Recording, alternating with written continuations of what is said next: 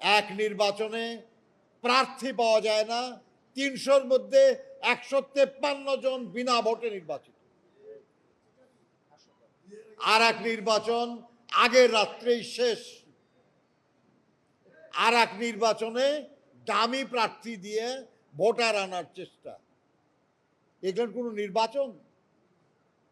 আর যদি সঠিক নির্বাচন না হয় তাহলে গণতন্ত্র হয় কি করে?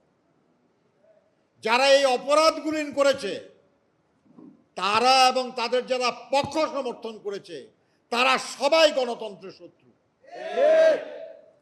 আর গণতন্ত্র হলো স্বাধীনতার সুবর্ণ ফসল, ফলে পরোক্ষভাবে তারা স্বাধীনতারও শত্রু।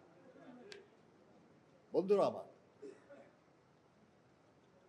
আমাদের যে সাথীরা জীবন দিয়েছে ভাষা আন্দোলন থেকে শুরু করে এই গত জুলাই আগস্টের আন্দোলন পর্যন্ত, তাদের সবার যে অবদান, আমরা যদি তার প্রতি শ্রদ্ধা জানাতে চাই, যদি সেই দায় আমরা পরিশোধ করতে চাই, তাহলে আমাদের পরিপূর্ণ সুষ্ঠু গণতন্ত্র প্রতিষ্ঠা করতে হবে। আমরা যদি ঐক্যবদ্ধ না থাকি, আমাদের প্রতিপক্ষকে দুর্বল ভাবার কারণ নাই। বহু বছর তারা এই দেশের মানুষকে লুণ্ঠন করে প্রচুর টাকার মালিক হয়েছে। দেশে বিদেশে তাদের অনেক টাকা, দেশে বিদেশে তাদের অনেক সুবিধাভোগী।